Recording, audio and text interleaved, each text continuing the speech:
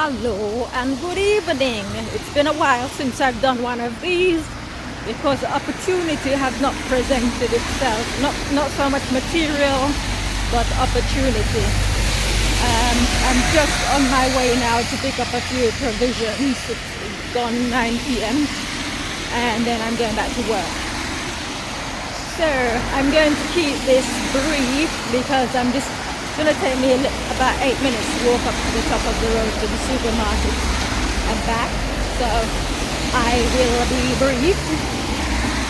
Anyway, so as I'm coming out the door, it's Sunday. I'm coming out of the door and I put my sister to bed. And I've said to her, I don't think the carer's coming because she has them 3 times a day.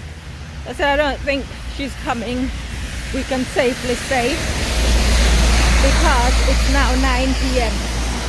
And I'm just about to open the door to go out and the buzzer rings and it is the carer. This is after 9. So she said, so I pressed the buzzer to let her in, but sometimes I don't know how to open the door, so it's a problem. But I was going down anyway, so I met her at the door. And she explained to me that she was asked to cover for my sister. Now, this morning, I posted in the very early hours of the morning, I posted on Facebook about my sleep deprivation, the reason my sister calls me in the middle of the night when I'm sleeping. And so I have broken sleep, if you like. And sometimes I don't get enough sleep, which means it affects my day. Obviously, because sleep for me is more important than food. So I created a long post this morning, which some people would take the wrong way, because people assume that when you express something that you're moaning and complaining. Now for me, every situation, every incident is material, and I put things out there so people might be able to learn something from it. So anyways, the material just presents itself. So my thing is this. So I managed to get quite a bit of work done today. The reason being it's Sunday. And on Sunday, it's not the regular carer. She only works Monday to Saturday. Or rather, when I say only, I mean 6 days a week from sun up till sundown is a hell of a lot of hours for one person. But that's what she does. But she doesn't work on a Sunday. So on a Sunday, it's a bit disorganized. Well, it's a lot disorganized. And the one thing I can kind of count on is that I will be able to get some additional sleep.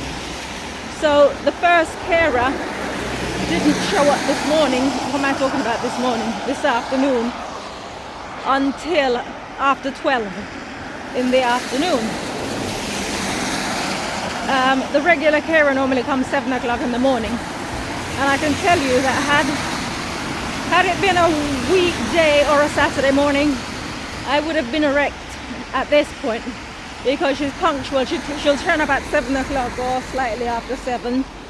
And sometimes, like I said, if my sister calls me during the night and I'm just rolling over to sleep, at 7 o'clock the buzzer rings and that's me done. That my day starts at 7 basically.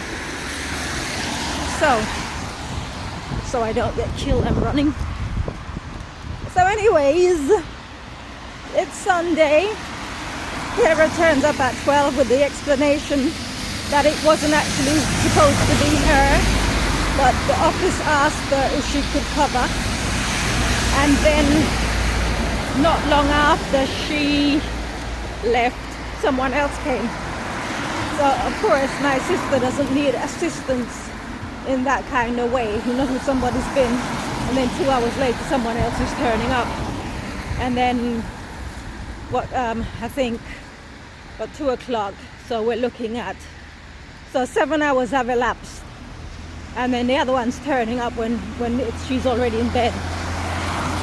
So my thing is, when you rely on other people in life, when you rely on other people to take care of you kind of thing, or to look out for you, or to provide for you, or whatever it is that you do, which require other people.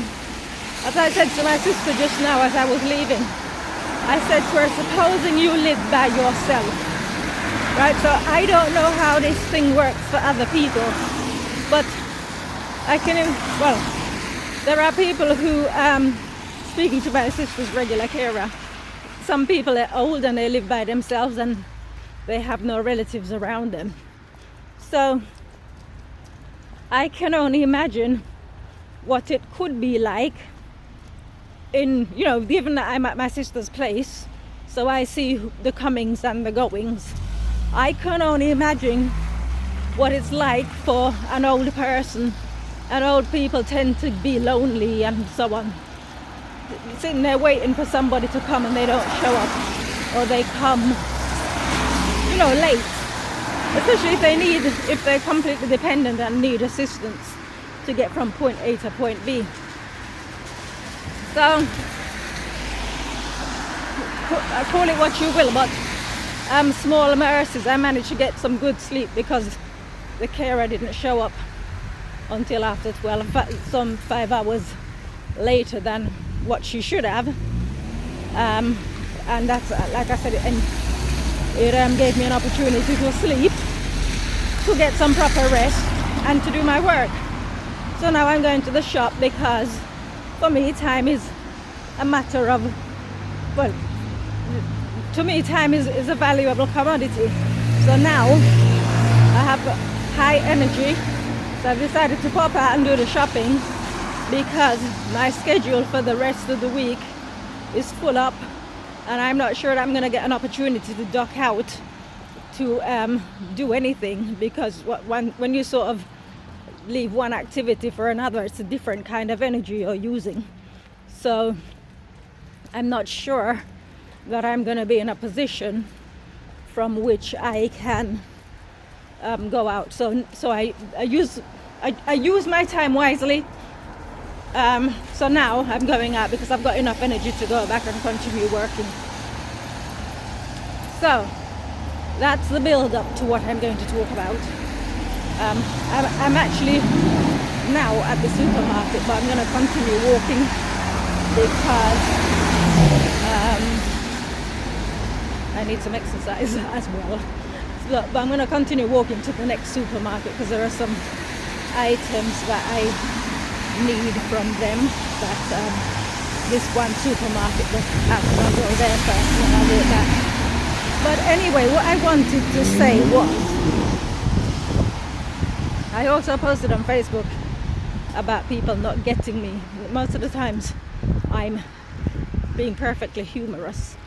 I sort of like have a sense of humor that can be, my sense of humor bounces in different directions. So sometimes I can do drama, I can do dark humor, I can do any kind of humor you like, but it doesn't necessarily come across in the written form.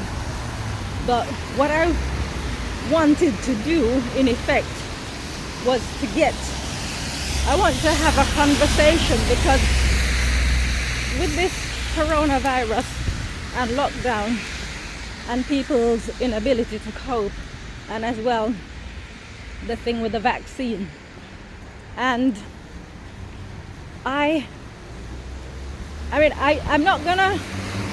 want to go into it being about whether you trust in God or not, because there are tons of people who believe in God and they don't trust in him. They're just as scared as the next man, and just as dependent on what man can do, and doctors and other such experts. They're just as dependent on them as the next person. So I'm not gonna, because people will say, oh, but Christians and other such religious people, they're taking the vaccine, they're doing this, they're doing that. We don't count them. For me, It is about it's about outcomes. It's about putting your money where your mouth is. So, for me, I keep saying to people whenever they run their mouth, for want of a better term, or when people ask me how my sister is, but when I say nobody's asking me how I am, don't get me wrong, some people do ask in conversation, but more often than not, it's a certain type of people who will ask me how my sister is, and these are the type of people who have no concept about what it is to serve. So I'm not saying that they're all about taking, but their idea of service is kind of like they're patting themselves on the back, like, oh, I'm such a good person because I've donated, or I've made a phone call to somebody, I've checked up on somebody, that kind of thing, and it's like, well done me. So I had one person say to me in conversation, I actually wanted somebody to spit it out, just come out and attack me, just come out and say it, and he basically told me to shut up and just get on with it and stop complaining. Now, if I've said it, the other person's health I'm responsible for is my own, and with regards anything that I do for anybody, it's out of goodwill. It's not out of obligation. So he used the D word. He said I should shut up and do my duty. My sister needs me. My sister would do the same for me. But the thing is, I wouldn't expect anybody to do for me what I'm doing for my sister right now. I wouldn't expect my sister to do it. You know why? Because I look after my health. And the other thing they would say is, oh, but what, there for the grace of God. You don't know. It could be any of us. No, if you're in some kind of a contract with God, it's not one way, it's two ways. You do your part, he will do his part.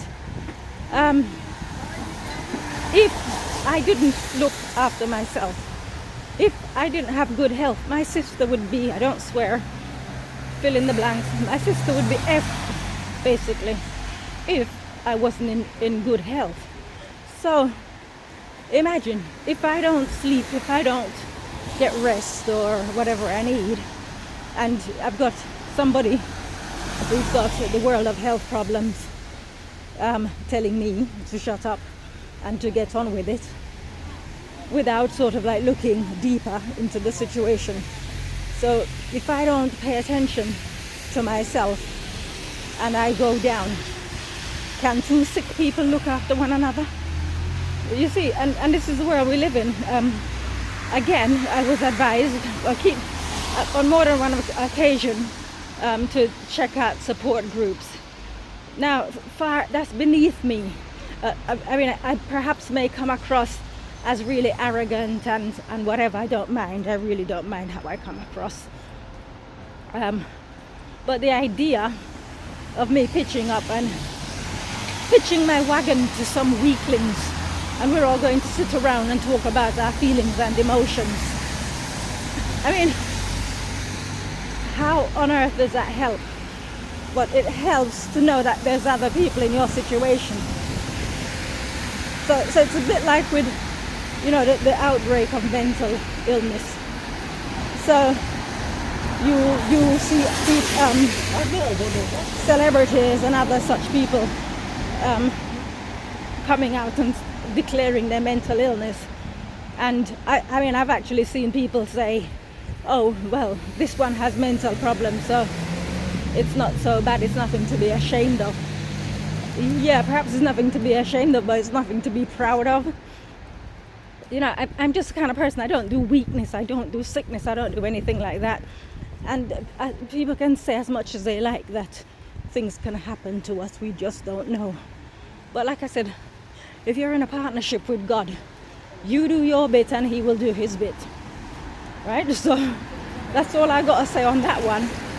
But I do really want to have a conversation about, we're in society how, we accept weakness, we celebrate weakness, we champion weakness, we don't like truth, people who are strong, people like me, when we put ourselves forward, we're showing off, we're making others feel bad.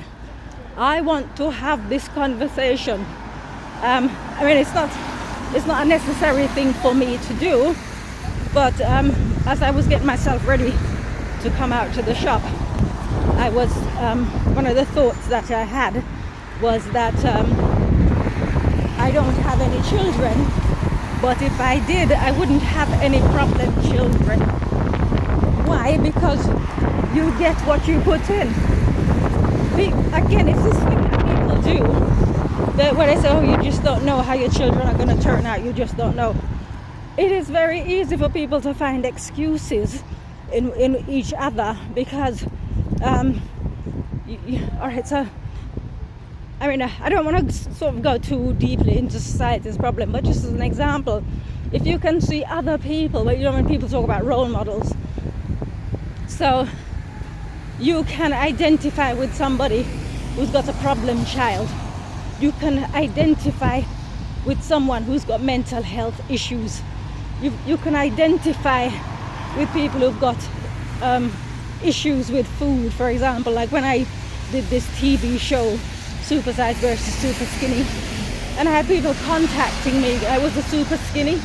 I had people contacting me, telling me, fat people, I'm so glad to know that it's not just people like me who've got issues with food. First of all, I didn't have any issues with food, right? It's a TV show, but it's just people are so quick to embrace other people who are in the same boat as themselves. And and no sooner did I say, actually, no, I don't have issues with food. It's because they were paying me £1,200 to eat junk food for a week, and I happen to like junk food.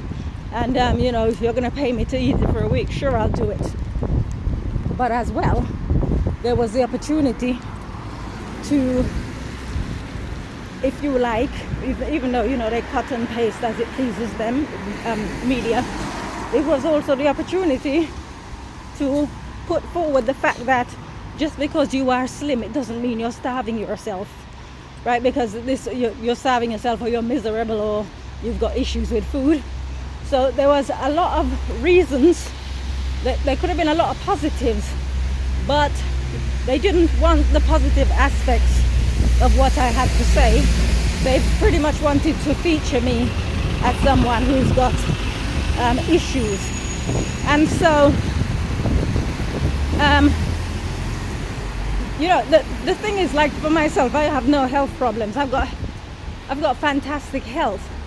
But obviously, if I put myself in situations where I'm not sleeping, I'm not, getting as much rest as I need, just anything that's going to compromise my health, then, and knowing better, then that would be foolish. But it's the idea that, people with massive health problems take it upon themselves to be advisors, to try to tell somebody like me what I need to do. I am not a burden to the NHS, right? So I can understand when people are clapping and sort of like treating the NHS like some kind of sacred cow, like a golden calf. I can understand them doing that because they depend on it. But somebody like me, I've said before, if I need to go to the doctor, I view it as failure on my part. I should be able to take care of, to do the running repairs myself. So, there's lots and lots of things that I could go into as regards, looking after one's health and so on, and the type of people that we should listen to, or perhaps not listen to. I'm at the supermarket now. Do I want anything in here? I'm gonna go in. I'll have a wander around. Yeah, so we shouldn't really be listening to people who have poor health, whether it be mentally, physically. And for example, I'm a firm believer. Oh my gosh, what am I doing? I am a firm believer. I have my relationship with God. And damned if I don't think I need anything in here. And I'm going back out.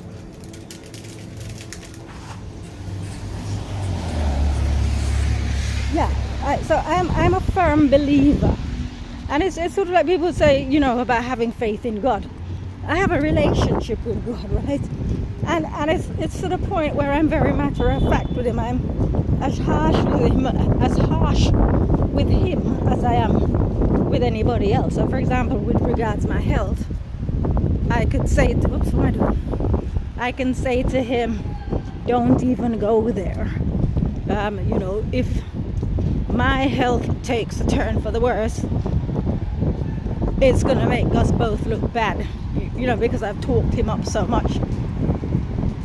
But when I've got an atheist with health problems telling me on one of my Facebook posts just now that I'm delusional as regards my belief in God,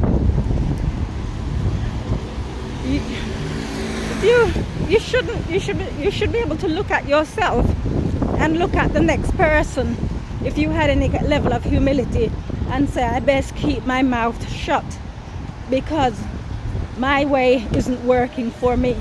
If you've got major health problems and you're suffering from ignorance, you're not in a position to be telling anybody that they're delusional, right? Because, like I said, my way absolutely works. And as regards my sister's health problems, I am not responsible for my sister's health.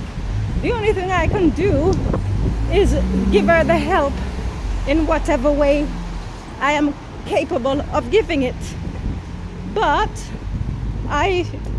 irrespective of what the situation is, I deserve a good night's sleep. So whatever I'm saying here, I've said to her. So if she's calling me in the middle of the night, sort of like every 2 hours or so, and I can't get to sleep, I have a right to say to her, look, I need to sleep, because if I don't sleep, I'm not going to be able to function. I won't be able to do my work and so forth. But it's the idea, in the Bible it says we should love our neighbors as ourselves. Nowhere does it say you should love your neighbor instead of yourself. Right? It doesn't actually tell you that as yourself. Now, as I've said before, I'm the kind of person, I don't put demands on people. Nobody needs to do anything for me. I can ask you, for example, my sister's friend called today, a work colleague, and she offered to help if there's anything I need. And, she had a spirit of genuineness about her. And I jokingly said to her, can you sew? And she laughed and she said no. But it turned out that there is some way that she can help. And we've arranged, she's coming round on Friday. So that's in 5 days from now. She's going to come round on Friday and help me to do all the dusting, because when you're sewing there's a lot of dust gets created, and I don't have time to dust while I'm working, especially not when I'm on my Christmas rush to get things done, because this time of year it's always mad to get deadlines out because everybody's racing to shop before close of play. And that's something she's going to come and help me with. The saying, many hands make light work. But oh my gosh, what's going on here? It's raining. Yeah, so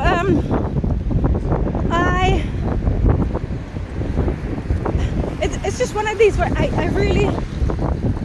like, some people don't like being challenged.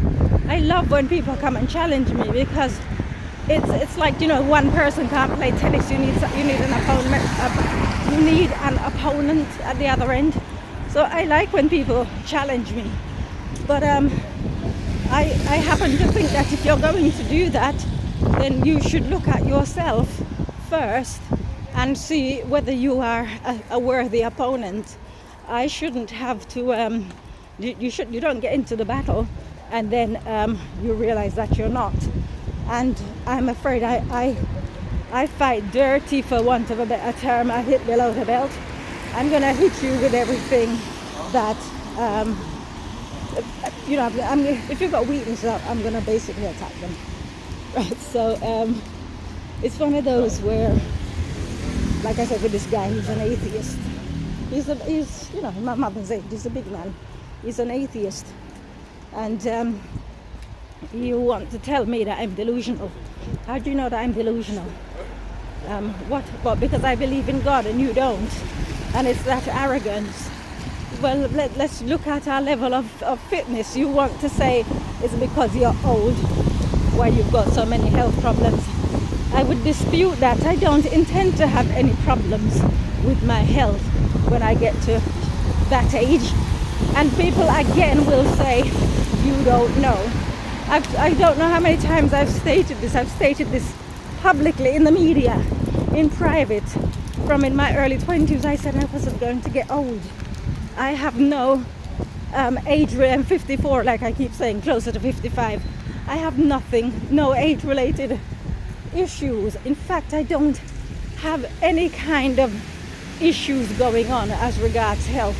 I could go and get a checkup tomorrow and they will tell me I'm fine, right? Because I just don't focus on illness. I focus on health. And so it's just in this society, in this current time now, weakness is being promoted as a virtue, right? So it's the idea that we're all going to get mental illness at some point. We've all got some kind of problem, this, that, the other. I don't have any problems. The only problems I have is with idiots, and I've kind of, whenever I encounter idiots, rather, right? And so I swerve them, I cut them out, I get rid of them. I don't have anything to do with people who are not on the same path. And as well, if you do need to deal with them, then you should be the one leading. You shouldn't, I've said this before, you shouldn't let people who are not on the same level as you lead you up and down. You don't take direction. So it's like these people here who are giving health advice as regarding coronavirus. I don't listen to them. I don't listen to the government. I don't know what the hell I'm doing there. Take your finger off the screen, Elizabeth. I don't listen to my inferiors. It sounds really terrible when I say that, but they say we call our bosses and the like our superiors. It's just words, isn't it? Superiors, inferiors. I don't listen to anybody who is not on the same path as myself, especially just because you're an authority figure. I'm not going to listen to you. I'm not going to listen to you just because you're older than me, just because you're my mother, just because you've got some level of seniority.